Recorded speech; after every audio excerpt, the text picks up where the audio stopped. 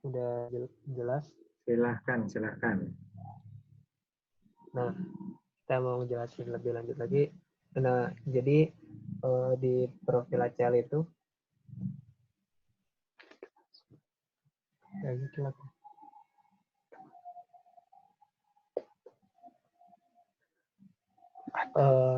Ada namanya profil ACL dari Column EM. Nah, di Column, nah kita yang pasti kita punya. Mas. Share screen-nya dari punya Zara aja tuh gimana? Kalau saya pakai HP Pak, jadi ya laptopnya. HP-nya kedeketin itu aja ke Arin. Tapi screen-nya bisa Pak? Screen-nya udah itu. Oh ya udah. Ya udah dah, yang mic aja. Jadi HP-nya sebagai mic. Oke. Nah, jadi untuk Column EM open source sendiri, kami hanya menemukan cara penetapan ACL untuk satu lokasi industri saja. Soalnya kalau yang Column EM Enterprise itu dia bisa multi-site. Kalau misalkan kita lihat lebih ke belakang atau yang sudah dipresentasikan sama yang lain, pembuatan user cuman mempunyai opsi access right atau group. Jadi di grouping gitu dan modul-modulnya apa aja yang bisa diakses. Nah, sedangkan untuk melihat aset orang itu masih bisa. Jadi di Column EM open source ini tuh punya satu database dan satu database itu bisa dilihat oleh setiap orang gitu. Nah, sedangkan enterprise itu bisa mengatur biar melihat aset-aset dari yang dia tanggung jawabkan sendiri, yang dia kerjakan sendiri, sehingga mungkin informasinya lebih bagus. Soalnya kan yang kita tahu informasi kelebihan itu malah bikin jelek suatu proses pekerjaan. Nah, di sini akan dibahas suatu contoh kasus. Jadi simple aja, semacam. Jadi kalau misalkan perusahaan itu memiliki 3 site atau lokasi industri A, B, dan C, yang masing-masing memiliki sumber daya, aset, dan inventory sendiri. Nah, supervisor perusahaan akan memiliki hak akses ke 3 site tersebut. Nah, sementara staf teknis itu hanya punya akses ke 1 site saja. Dan 1 site itu yang dia bertugas di sana. Kira-kira begitu.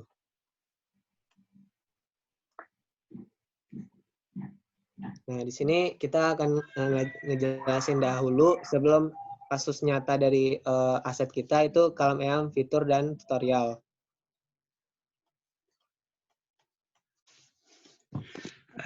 Jadi kami kan berdasarkan presentasi sebelumnya itu kami sudah menjelaskan ada beberapa aset yang jumlahnya itu lebih dari 1, bahkan ratusan, misalkan TV yang jumlahnya 240 dan seterusnya.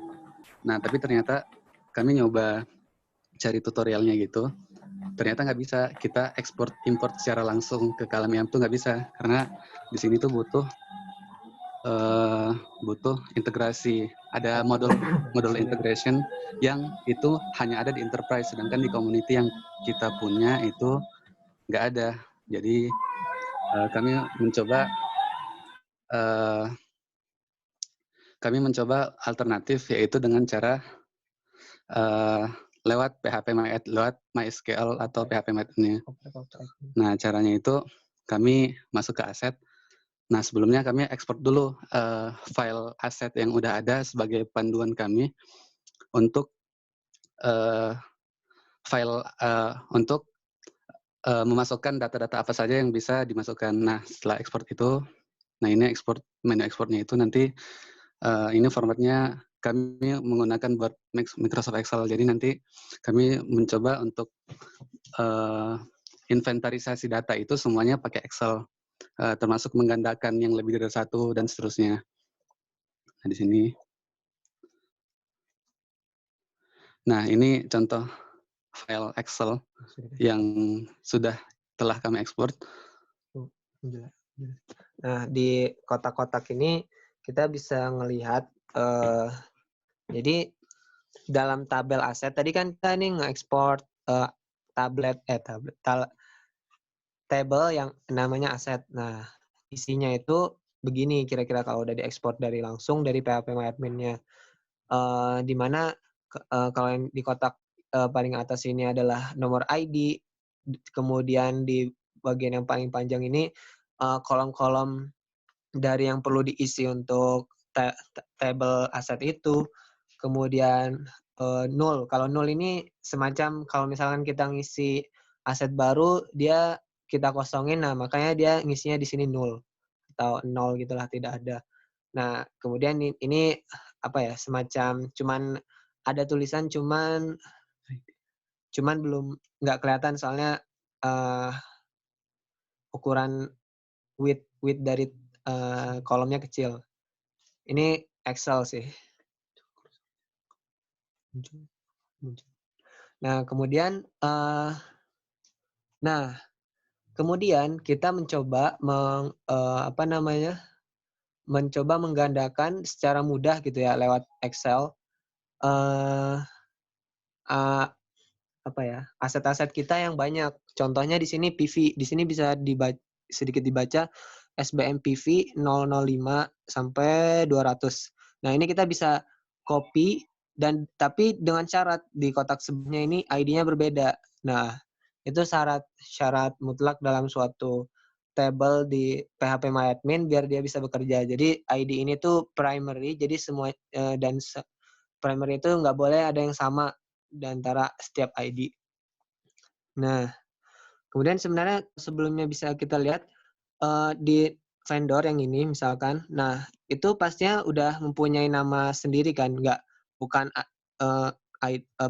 angka yang dan kata angka dan huruf yang banyak ini. Nah, itu dikarenakan dia merefer ke table yang lain untuk table aset ini di bagian kolom vendor. Nah, dia ngasih ID 00, bisa kita baca di sini 003A 7E yang kalau misalkan kita nama vendornya apa ya? Yang PV. Harif kalau nggak salah. Bukan. Itu baterai. Nah, iya vendor. Nah, ya, yang namanya Harif kalau kita. Nah, tapi di sini nggak ditulis Harif tapi ID-nya. Yang itu merefer ke table yang namanya vendor. Nah, setelah kita coba mengkopas atau membuat secara banyak, kemudian kita upload, kita import. Nah, importnya jangan lupa di sini ada server localhost, terus database column EAM, terus table, aset, dan import. Kemudian klik browse dan pakai yang file yang ini, yang sama. Nah, kemudian formatnya CSV, kemudian pastikan kalau kalau sebelumnya itu tulisannya koma, nah di sini kita perlu ganti dengan titik koma. Kemudian di sini dipastikan harus kosong, soalnya replace table data with file. Kalau misalnya kita centang, dia mereplace ID yang sama gitu. Nah, termasuk dalam mengubah secara banyak. Jadi kalau ini kan kita menginput. Nah, sedangkan kalau mengubah secara banyak, kita cukup dengan checklist replace table data with file ini. Tapi perlu dipastikan lagi ID-nya harus sama sehingga dia bisa ditimpa. Nah, ini ada kata-kata yang ngebuat bukan saya sih. Jadi karena caranya sangat manual tadi, kami benar-benar menduplikasi data-data itu dengan dengan Excel gitu. Jadi kayak nggak elegan banget, tapi itu berhasil gitu. Nah, but it works gitu. Nah, di sini kita bisa lihat aset yang telah kami gandakan. Dari sini 1 sampai 180 misalkan itu ada PV, terus 181 sampai 240 juga PV di modul yang berbeda. Jadi nanti totalnya kami berhasil menginput sekitar 400-an data pakai Excel tadi. Jadi nggak perlu satu-satu gitu. Karena integration modul yang ada di column EAM Enterprise itu kita nggak bisa gunakan, maka kita pakai yang manual gini. Nah, terus di sini contohnya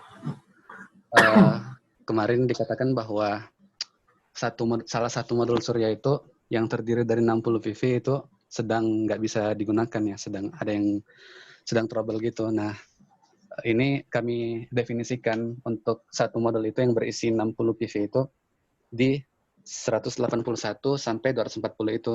Jadi untuk 1 sampai 180 itu statusnya in service atau sedang bisa digunakan, sedangkan 181 dan seterusnya itu scrap atau sedang tidak digunakan. Nah, dari ya, yang realnya itu dapat dilakukan bypass pada susunan modul jika akan mengaktifkan PLTS-nya. Nah, selanjutnya untuk notify, kami juga mencoba bagaimana cara notify misal via SMS atau email. Nah, di sini di tutorial KLM yang beredar di internet itu bisa pakai email. Cuma ternyata di tutorial yang ada itu cuma untuk lagi-lagi untuk enterprise aja. Sedangkan untuk community bisa dilihat di sini menu-menu yang ada di enterprise itu nggak ada di sini. Nah, tapi kami juga pengen mencoba FileZilla yang ada di SMPP.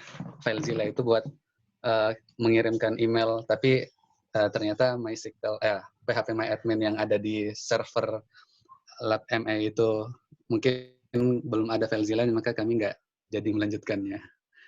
Ya, karena yang kita tahu servernya itu di LabME, sedangkan pengaturan CMPP kemungkinan besar juga dari sana. Nah, jadi masih belum bisa dilanjutkan. Nah, kemudian di sini menjelaskan terkait fitur, terkait pertanyaan Askin yang sebelumnya juga, itu access control list. Mungkin di sini lebih komprehensif pembahasannya. Jadi kalau di access control list itu cara pengisiannya adalah dengan define user group dulu, kemudian modul akses bisa dikonfigurasi, status aksesnya pun juga bisa dikonfigurasi, kemudian model UI. Nah, ini semua hierarki di mana modul akses ini paling besar pengaturannya, kemudian status akses itu status akses itu, jadi modul akses itu untuk tiap-tiap modul, status akses itu untuk menu-menu yang ada di tiap modul. Nah, terus di tiap modul lagi ada namanya tampilan UI yang bisa diatur juga. Nah, sehingga terbentuklah ACL profile. Nah, kegunaan ACL profil ini sebenarnya sangat berdampak untuk perusahaan yang besar.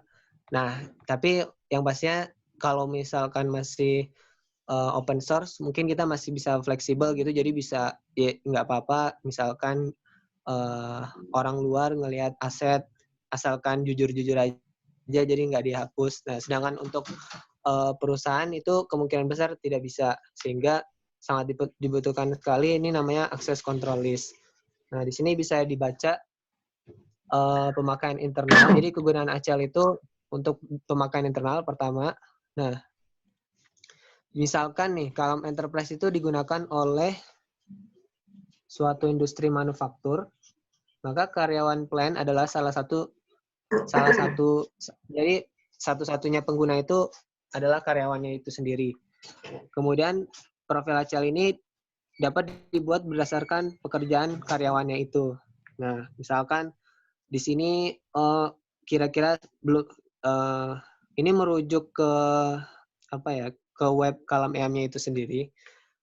Mereka memberi, mungkin ini dibilang standar bisa, tapi kurang, mungkin yang perlu dicari referensi yang lebih baik lagi. Nah, di sini ada contohnya pembagian 5 job untuk satu perusahaan tersebut. Yang mana ada maintenance staff, maintenance manager, storeroom staff, staff pembelian atau staff purchasing, kemudian ada owner group. Nah, untuk maintenance staff, ini dia hanya bisa menggunakan WO dan service request setiap hari. Dan maintenance manager menjadwalkan WO, mengelola rencana preventive maintenance, perubahan preventive maintenance, dan meninjau dashboard work order. Nah, sedangkan untuk dashboard work order di maintenance staff itu dia nggak bisa lihat karena ya tadi seperti kelebihan informasi itu kadang tidak bisa, kadang tidak membuat pekerjaan itu tidak bagus atau tidak berjalan dengan efisien, sehingga yang melihat dashboard work order itu bagusnya hanya maintenance manager, maintenance staff khusus di WO-nya sendiri, sehingga dia cuman ngelihat ke my request, my assignment, cukup melihat itu, kalau ada dikerjakan, kalau udah selesai terhapus, sehingga informasinya sangat sangat baik lah. Kemudian di sini ada storeroom staff. Ini dia khusus untuk mengelola suku cadang itu sendiri, sehingga dia pakai modul inventory saja. Kemudian ada staff pembelian. Nah, dia yang mengelola daftar permintaan atau di modul requisitori. Kemudian pesanan pembelian. Kemudian purchasing. Nah, owner group ini bisa ngatur tanggung jawab mereka. Jadi owner group ini dia bisa ngatur site-site atau lokasi kerjanya, sehingga mereka hanya bisa mengakses lokasinya sendiri, dan pekerjaannya juga diatur oleh owner group. Mungkin bisa dibilang ini tuh adminnya lah. Nah, kemudian yang kedua ini ada pemakaian eksternal. Nah, jadi intinya di pemakaian eksternal ini jadi ada suatu perusahaan yang dia tuh membantu perusahaan lain untuk nge-service. Nah, sehingga aksesnya pun pasti nggak boleh main-main gitu ke perusahaan lainnya, perusahaan yang dia bantu tersebut. Nah, untuk karena itu pemakaian eksternal ini dibutuhkan di access control list. Nah, misalkan bisa kita baca di sini, jika penyedia layanan memiliki banyak kantor regional dengan masing-masing kantor memberikan layanan kepada customer di wilayah mereka, nah maka profil ACL ini diatur oleh kantor regional. Nggak perlu dari pusat yang mengatur. Kira-kira begitu sih. Jadi untuk lebih intinya lagi, lebih detail lagi bisa lebih lanjut. Nah, di sini bisa kita bandingkan pembuatan ACL antara enterprise dan community itu sendiri yang sudah dijelaskan tadi. Nah, untuk community itu kita hanya bisa mengatur access right, di mana dia bisa login dan grupnya apa. Nah, dan kemudian di grupnya itu ada namanya pengaturan modul accessible dan modul design. Nah, sedangkan di enterprise itu bisa sangat lengkap, bisa sampai di sini bisa kita lihat desktopnya mau apa. Jadi ada grup untuk desktopnya sendiri, grup untuk HP, kemudian tablet. Nah, kemudian site-nya sendiri pun bisa diatur. Mau site-nya tuh dia bisa mengakses site apa aja. Kemudian user ini, nah di sini dijelaskan lebih lanjut, usernya dimasukin user apa saja yang bisa mengakses ACL, akses kontrol di sini. Jadi yang kita tahu ini yang perlu dibilang lebih lanjut lagi, ACL itu sebenarnya bukan user, tapi ACL itu suatu control list, di mana control list ini terdiri dari berbagai user sendiri, gitu. Dan user yang bisa mengakses atau mendapatkan akses control list itu adalah user yang dimasukkan di sini. Gitu. Cara pembuatannya adalah lewat organization module, kemudian ke profil ACL, kemudian ke ACL profil list. Nah, yang kita tahu juga di sini organization module itu nggak ada di open source, sehingga belum bisa kita teliti lebih lanjut. Gitu. Belum bisa kita pakai lebih lanjut. Kemudian kita lanjut. Nah, di sini contohnya untuk modul akses bisa dibandingkan antara ini untuk yang open source, kemungkinan besar kita hanya bisa mengatur di bagian ini, di mana misal yang admin itu bisa melihat berbagai modul di sini sebelah kiri. Nah, sedangkan staff itu hanya bisa mengakses list reportnya saja, sehingga dia hanya bisa ngelihat dan nggak bisa ngebuat new gitu, nggak bisa ngebuat aset baru, sehingga dia hanya bisa melihat aset. Tapi yang pastinya ini semua aset perusahaan lain juga bisa dilihat, atau perusahaan site lain atau lokasi lain bisa dilihat juga. Itu salah satu kekurangan open source. Tapi dia bisa diatur biar aset listnya biar asetnya nggak bisa dibuat baru. Nah, di sini saya kurang menghapus ini. Jadi dashboard aturan staff nggak perlu melihat dashboard. Cukup melihat ke work order, kemudian my assignment. Sedangkan admin bisa ngatur semua, termasuk admin, dashboard, ya, semuanya bisa diatur. Nah, termasuk juga modul akses. Jadi kalau tadi itu pembagiannya modul apa aja yang bisa dipakai, sekarang ke lebih lebih rinci lagi, akses modul di satu modul itu akses apa aja yang bisa dipakai. Nah, itu untuk enterprise bisa sampai read only. Jadi misalkan user suatu grup misalkan kita pengen dia tuh hanya bisa membaca kita pengen dia hanya tuh read only untuk modul-modul yang kita checklist. Misalkan dia hanya bisa read only untuk admin, read only untuk aset, dan read only untuk inventory. Gitu. Sehingga dia nggak bisa ngebuat user baru, kemudian membuat aset baru, menghapus, atau mengedit pun juga nggak bisa. Gitu. Nah, di sini kita baca di webnya, subscriber Kalam EAM yang memakai enterprise ini dapat menemukan informasi lebih lanjut. Jadi kalau misalkan kita ke web Kalam EAM, itu Clayly-nya ya, yang punya itu udah banyak sekali memberikan tutorial, tapi tutorialnya lebih ke Kalam EAM Enterprise. Nah, mungkin dari tutorial ini kita bisa gimana ya, mengembangkan sesuai apa yang enterprise lakukan gitu. Atau malah dari mata kuliahnya sendiri menyediakan Kalam EAM yang enterprise sehingga kita bisa pakai bareng-bareng Kalam EAM Enterprise. Nah, kemudian kita lanjut. Nah, di sini ada status akses. Jadi kalau dalam satu modul itu misalkan WO, itu bisa juga diatur status akses dari statusnya. Jadi di sini kita pengennya team leader itu cuman membuat complete WO doang. Kemudian supervisor cuman bisa nge-accept atau nge-reject WO. Kemudian planner dapat membuat WO itu close. Jadi misalkan udah WO-nya udah ada, ternyata planner nih bilang ini WO-nya sebenarnya nggak dibutuhkan, sehingga WO-nya langsung ditutup begitu saja.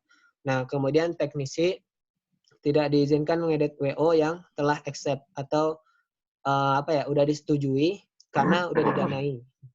Sehingga dia harus melakukan work order tersebut. Harus melakukan work tersebut, kerjaan tersebut. Nah, di team leader nanti setelah teknisi selesai itu bisa diberikan komplit sehingga WO tersebut selesai gitu.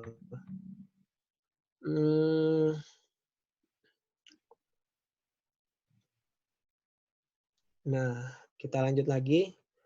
Modul UI. Nah, ini di community sebenarnya kita bisa mengatur lebih lanjut ya terkait apa aja yang bisa diakses, apa aja button-button yang bisa diakses oleh suatu user. Nah, tapi kami udah melihat udah mencoba-coba.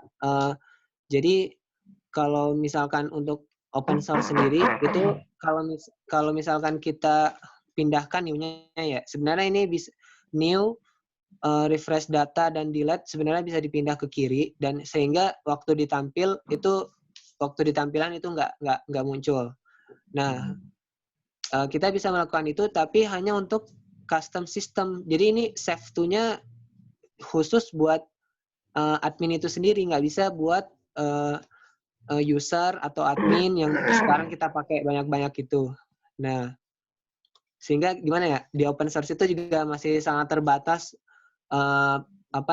tampilan UI yang mau diatur tuh mau gimana gitu. Nah, di sini juga bisa dilihat kalau misalkan kita klik kanan di bagian ini, nah itu akan tampil tampilan begini. Nah, tampilan ini itu bisa di checklist sehingga ditampilkan datanya langsung saat di column EM itu sendiri. Nah, ini sebenarnya kalau dilihat ini tuh isi tabel dari aset itu sendiri yang kita udah bilang tadi. Isinya ada created by, time created, modified, dan lain-lain. Tapi yang pastinya di sini dikasih taunya bukan ID-nya, akan tetapi langsung misalkan vendor, Harif, bukan ID yang panjang kayak angka dan huruf yang bergeletakan. Kira-kira begitu. Jadi ini salah satu kelemahan community juga. Sedangkan di enterprise sangat accessible, save-to-nya bisa untuk suatu user sendiri atau untuk grup sendiri sehingga pengaturannya sangat fleksibel, sangat enak diatur. Kemudian lanjut lagi ke suatu fitur yaitu namanya barcode. Jadi kalau misalkan di column EM, barcode itu sangat bisa dipakai. Nah, jadi sebelum melakukan sistem penscanan itu dia harus membuat barcode sendiri. Nah, pemesanan barcode, label barcode ini bisa dari vendor percetakan barcode. Kemudian kalau tidak membuat printer barcode sendiri. Nah ini sangat dibutuhkan pembuatan barcode agar label barcode agar aset tersebut atau inventory tersebut mempunyai tag number. Gitu. Nah kemudian apa aja sih sebenarnya guna barcode itu sendiri? Itu bisa dibaca di sini. Setelah label barcode ini bisa dipindai, itu dia bisa kayak memuat WO itu sendiri. Jadi memproses WO itu sendiri bisa. Nah kemudian bisa juga melihat informasi aset. Jadi ketika di scan gitu, informasi aset tampil kayak ngebuka isi dari aset itu. Kemudian kalau pindah barcode inventarisasi bisa mungkin dengan melakukan transaksi. Nah, untuk lebih lanjutnya gimana sih kerjanya itu? Nah, itu kita belum tahu. Soalnya kita masih melihat-lihat, masih membaca bagian luarnya lah. Nah, jadi kalau misalkan di sini barcode itu sendiri punya modul barcode kalau di enterprise, dan itu di open source masih belum ada. Mungkin bisa dibuat codingannya dan lain-lain.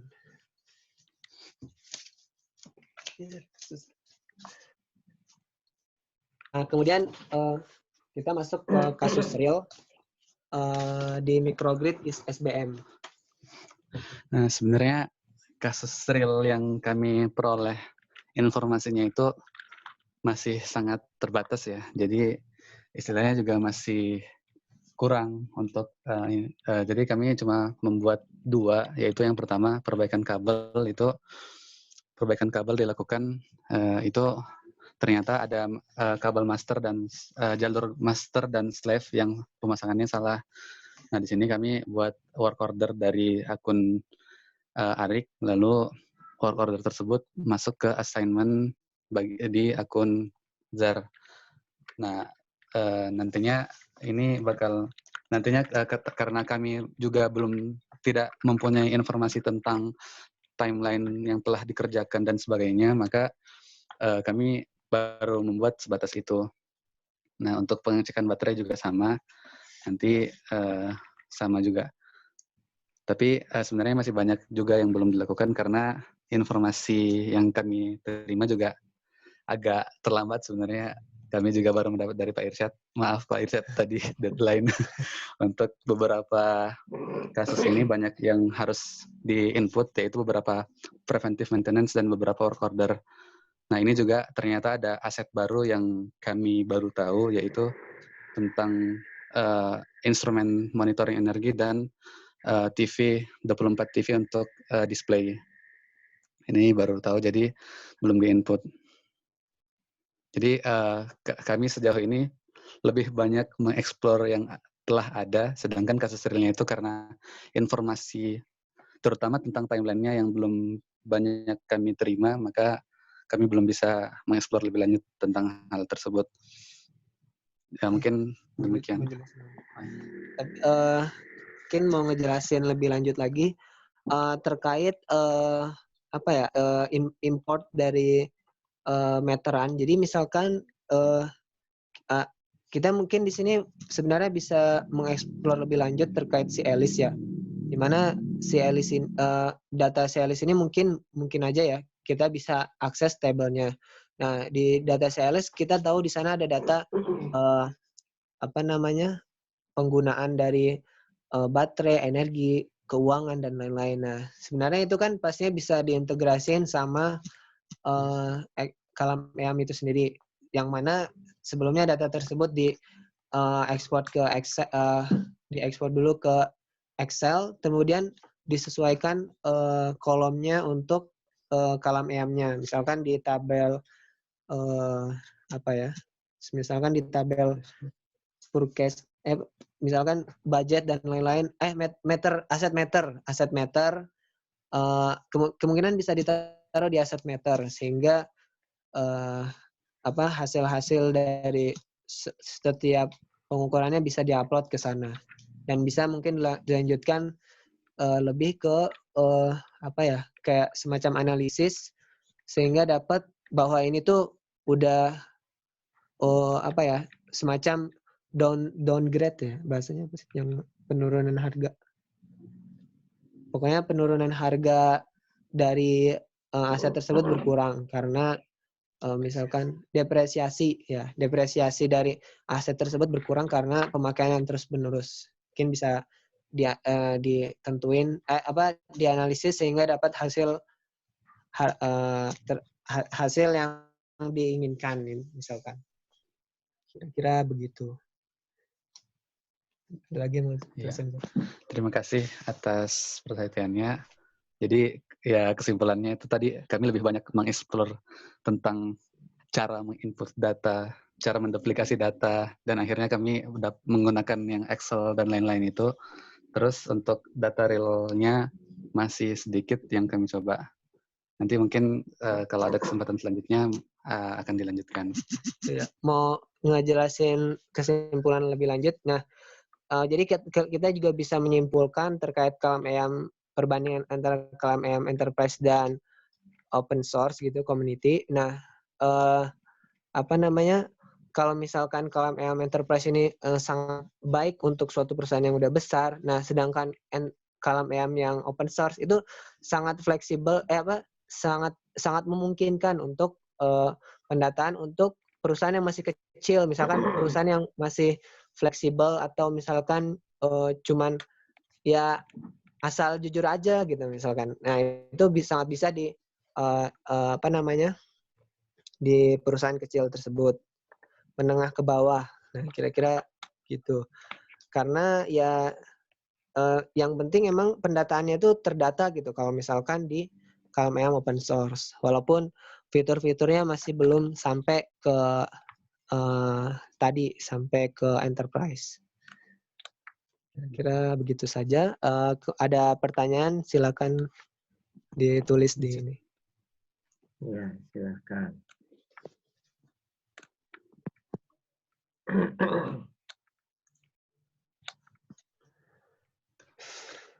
Apakah pernah berhasil mengedit?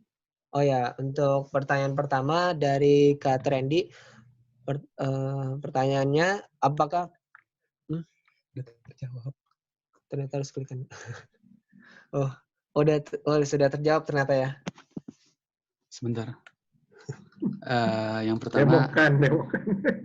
dari Pak Irsyad ya, kenapa dipilih scrap bukan in yang lain, misal in maintenance?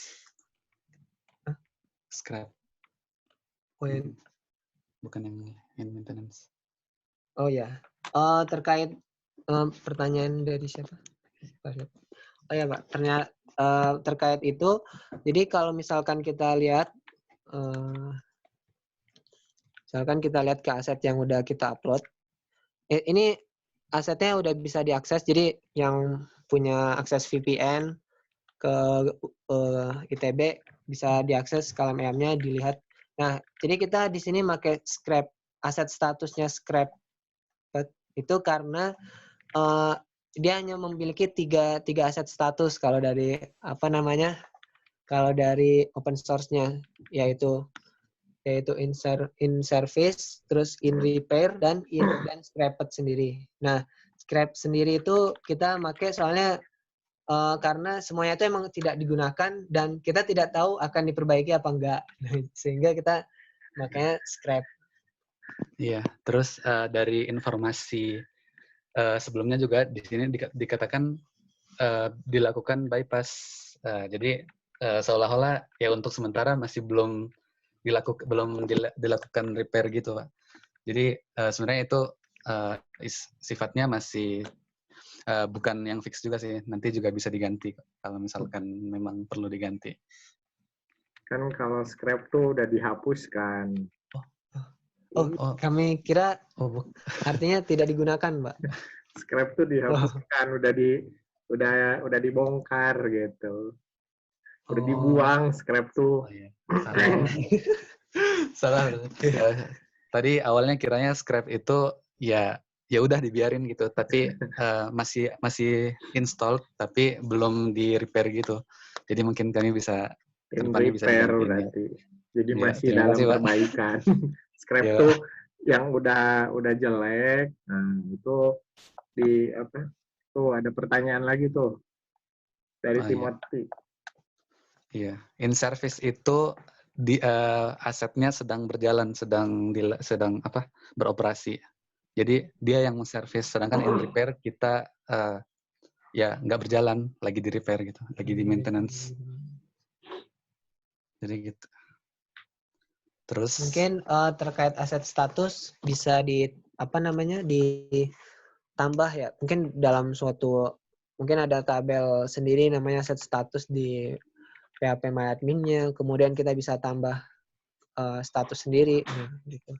Soalnya ya yang kita tahu open source sangat terbuka, bisa di codingannya bisa kita atur-atur sedemikian rupa. Sehingga mungkin bisa ditulis in maintenance gitu atau tidak digunakan. In repair itu kan in maintenance. Iya. Iya. Mungkin kayak gini kan ada satu yang rusak, Pak. Cuman ada yang lainnya, sedangkan yang lainnya itu tidak rusak tapi nggak bisa bekerja karena satu ini rusak gitu. Makanya kayak karena aset. Nah, ya mungkin kira-kira makanya kita masih ngiranya scrap gitu. Tapi ya mungkin ya lebih tepatnya emang in repair. Selanjutnya mau lihat lagi dong hasil import data dari Excel. Pertanyaan dari Kak Dita ya. Sebenarnya kalau mau lihat di column M-nya bisa langsung dibuka di browsernya, di IP address yang itu udah ada sekitar 400 data. Nah, cara ketika kami mengimport ini,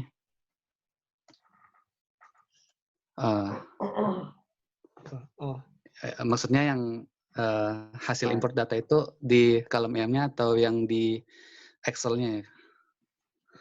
Kalau yang di column M itu ketika setelah berhasil diimport dari PHP MyAdmin, nanti tampilannya kayak yang di layar ini. Sedangkan kalau yang dimaksud yang di Excel ya ini. Ya. Untuk pembuatan ID-nya kita di sini sangat manual ya. Jadi setidaknya ID-nya itu berbeda sama yang lain. Sehingga kita tuh makanya juga bukan dari 1 tapi dari 12 gitu, nyoba-nyoba. Nah, kemudian kita buat di drag sampai bawah sampai semuanya memiliki ID yang baru, memiliki yang lain. Soalnya di sini yang kita masukkan ini semuanya data set baru. Sedangkan untuk yang lain di sini per baris itu kita coba sama. Soalnya emang kita yang pastinya harus sama. Soalnya emang yang berbeda itu penamaannya aja. Sehingga yang beda di sini SBMPV 002, SBMPV 003 dan seterusnya. Maksudnya file Excel-nya dibuka kali. Oh, file Excel.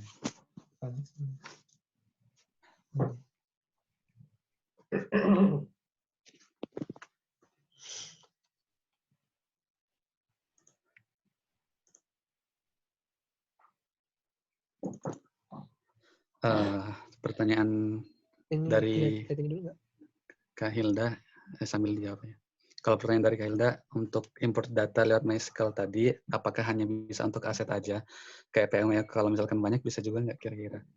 Harusnya bisa sih, karena di menu yang ditampilkan di phpMyAdmin yang bisa kita akses untuk database MySQL itu bisa untuk PM, WO, kalau kita buka tab-nya itu ada di sebelah kiri itu bisa dilihat ada menu, salah satunya aset yang telah kami coba. Sebenarnya WO dan PM dan lain-lain itu harusnya juga bisa. Yang jelas kita tahu yang kita duplikasi itu apa gitu. Yang kita tahu yang kita ingin duplikasi. Terus kita tahu misalkan syarat-syarat yang digunakan di MySQL itu misalkan ID-nya yang harus unik tiap item. Nah, itu aja sih yang penting. Kalau yang lain-lain harusnya tetap bisa. Jelas memang sangat-sangat tradisional ya, bukan yang modern banget caranya. Nah, ini udah. Udah. Nah, ini contoh di Excel ini contoh tampilan setelah kami duplikasi gitu. Ada yang mau ditanyakan dari tampilan itu?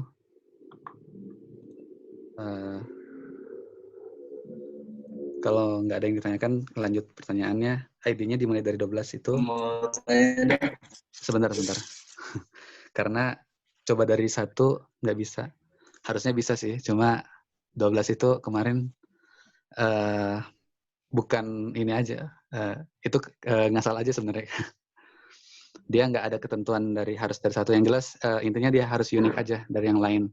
Jadi kalau misalkan teman-teman mau mencoba cara yang sama dengan yang kami lakukan, jangan menggunakan nomor yang kami lakukan. Misalkan dibuat unik, misalkan dari A1, A2, A3, dan seterusnya, itu harusnya tetap bisa. Karena syarat ID itu syaratnya harus berbeda dengan ID yang lain gitu. Gitu aja.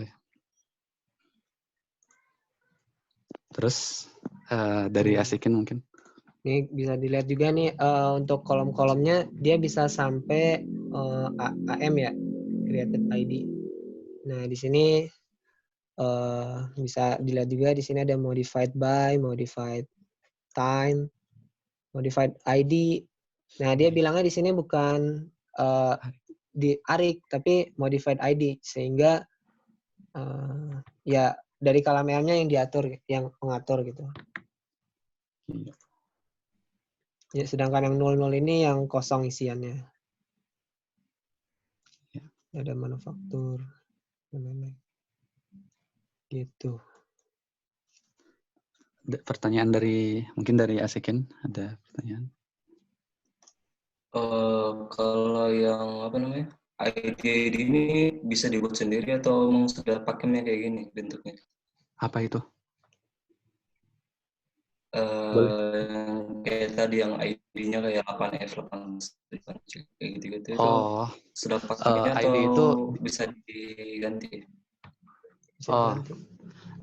Sebelumnya ID yang unik berupa angka-angka dan huruf-huruf itu sebenarnya di-generate oleh MySQL itu. Jadi mereka punya istilahnya, mereka ketika kita membuat suatu item, dia bakal mengenerate ID-nya masing-masing. Nah, ID masing-masing itu kalau misalkan kita mengikuti dari MySQL-nya langsung aja, dia bakal bikin ID yang banyak-banyak itu, yang nomor dan angka itu. Tapi kalau misalkan di kalamean. ya kalau dari kalamean, sedangkan ini sebenarnya kami melakukan istilahnya kami membuat ID sendiri itu karena sebenarnya syarat dari ID itu ya harus unik aja, harus unik, bukan ada ketentuan gitu. Ketentuannya cuma itu, harus unik antara satu item dengan item yang lain untuk tabel yang sama. Gitu. Jadi sebenarnya nggak ada ketentuan yang seperti yang Sikin bilang. Sebenarnya dalam proses pengimportan itu pun juga misalkan kita ada bilang ID yang sama, nah itu dia bisa ngebilang error untuk suatu ID tertentu. Soalnya kita udah nyoba kemarin dan ternyata ada ID yang sama. Nah, dari MySQL-nya ya yang udah developer yang udah maju gitu, dia ngebilang ini ada error di bagian ID, tolong ID-nya dibenerin lagi.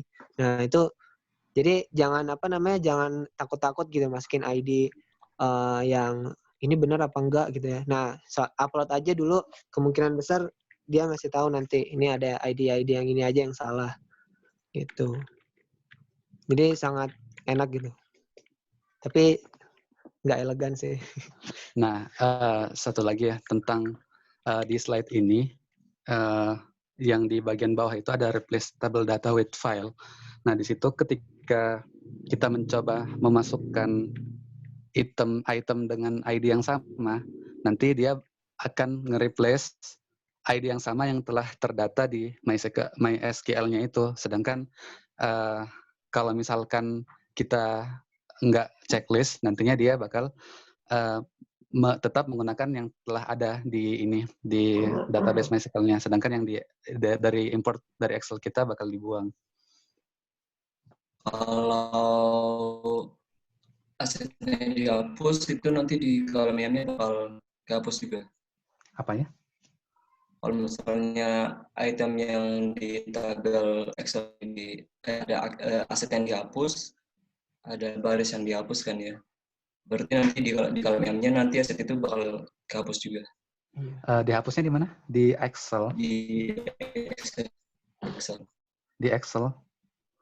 Nggak bisa. Enggak, soalnya kita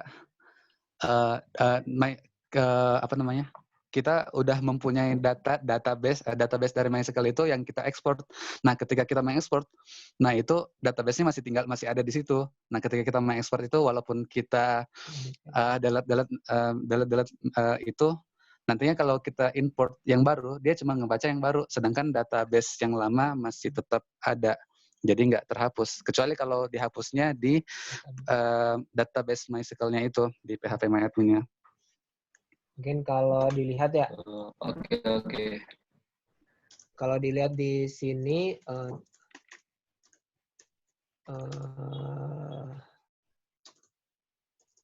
nah, mungkin kita bisa lihat di sini.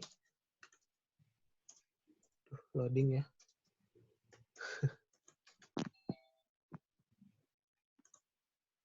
Kenapa loading nih, Zar?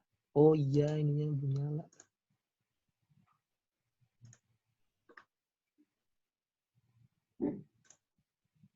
Service.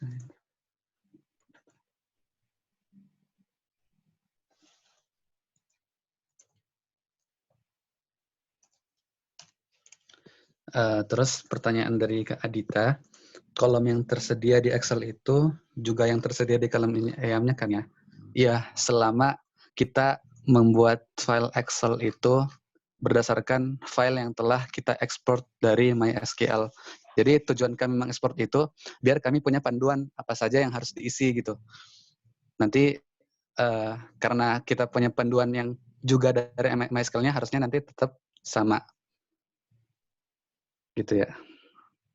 Ada lagi yang mau ditanya? Satu pertanyaan lagi ya. Nah, ini terkait delete tadi ya. Di delete-nya emang benar-benar langsung dari kalau proses delete yang nyaman dan nggak lewat kolom IAM itu sangat bisa lewat database-nya langsung, sehingga ini kemudian langsung bisa di delete.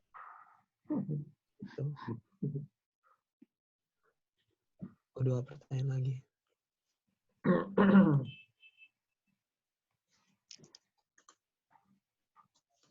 Ada yang ingin dikomentari lagi? Bentar.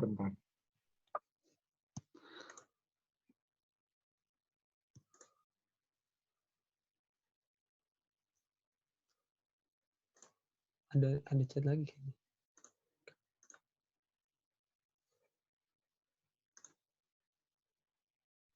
Ini ID-nya di mana? Oh, kolom terdata juga yang tersedia. Ini bisa lihat. Oke, 2 pertanyaan lagi. Ada yang mau bertanya? Kalau yang tentang input ini ada, kan banyak manualnya ya, yang otomatis ada nggak tuh? Data input. Yang otomatis ya Pak. Enterprise. Kalau sejauh yang kami explore kemarin, yang otomatis itu bisanya yang versi enterprise Pak. Jadi di versi enterprise itu ada modul namanya modul integrasi. Nah modul integrasi itu hanya ada di enterprise, sedangkan di community nggak ada. Untuk column AM-nya. Nah itu kalau misalkan kita memakai enterprise itu nantinya kita nggak perlu buka-buka database MySQL ini, tapi langsung ekspor impornya itu bisa langsung via column AM-nya Pak. Nah karena kami nggak nemu itu, maka kami nyobanya secara manual gitu Pak. Tampilannya gini kan? Kalau mau lihat tampilannya mana? Ini.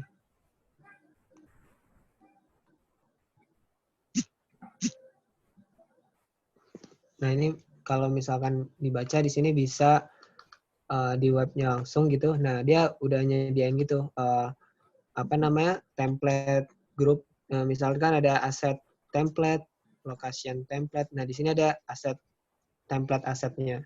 Sehingga kita tinggal ngisi-ngisi dari sini. Kalau untuk enterprise. Nah. Lagi ngebuka.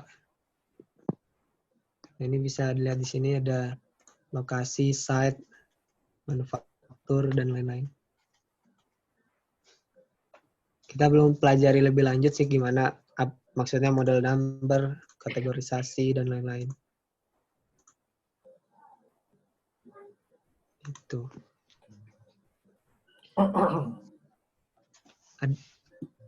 Sudah menjawab Pak atau belum? Iya. Mungkin satu pertanyaan lagi dari teman-teman.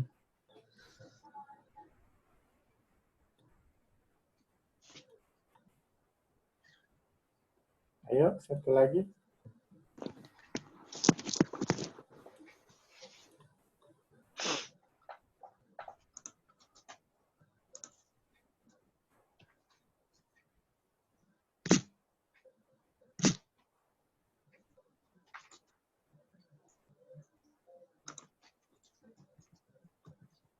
Jadi ini sekalian mungkin.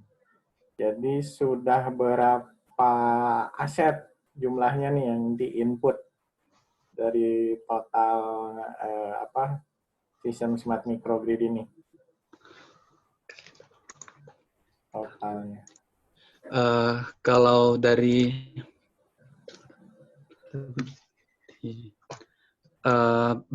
kalau dari sesuai tabel yang pertama kali kami peroleh ya Pak, jumlah asetnya itu sesuai yang ini ya.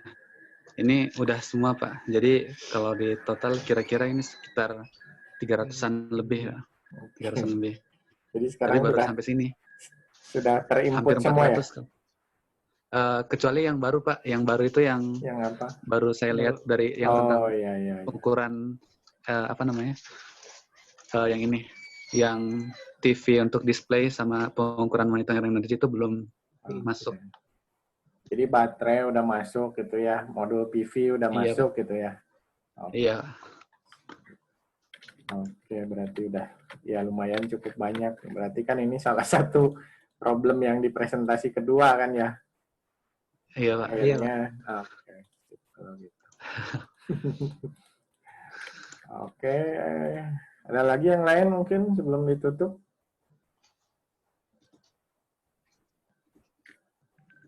Oke, kalau tidak ada, ya udah ditutup aja Mangga.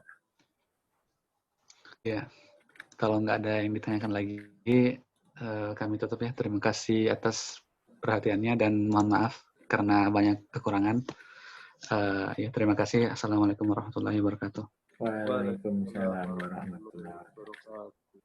Mengingatkan lagi yang join segera absen, isi absen di ini 6 Arik katanya kayaknya belum absen ya. Arik Galib tadi belum absen. Dan ini sebagai informasi,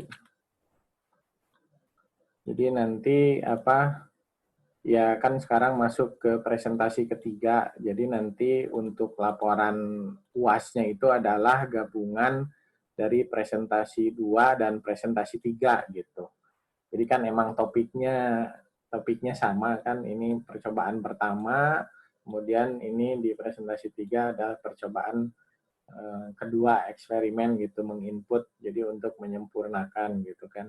Jadi problem-problem di presentasi yang ini tuh direvisi di presentasi terakhir gitu. Oke. Sebelum kita tutup, ada pertanyaan terkait yang lain mungkin? Kalau tidak ada, kita akhiri kuliah kali ini. Terima kasih atas kehadirannya. Sebentar Pak. Ya, Pak mau nanya tentang laporannya jadinya tetap 2 file ya Pak? Laporan 2 dan laporan 3 gitu ya? Enggak, satu. Oh digabung aja ya? Digabung gitu. Oh, Sebab ini kan iya. memang topiknya topik eksperimen gitu. Jadi Oh, iya. cuma ada satu laporan gitu. Laporan akhir di sini. Iya. Iya, terima kasih Pak. Presentasi 2 dan 3, satu laporan. Nah, gitu. Jadi cuma satu laporan yang terkait presentasi 2 dan 3. Oke, ada lagi pertanyaan? Kalau tidak ada, kita akhiri. Terima kasih. Assalamualaikum warahmatullahi wabarakatuh. Waalaikumsalam warahmatullahi wabarakatuh. Ya, halo, terlihat jelas kok.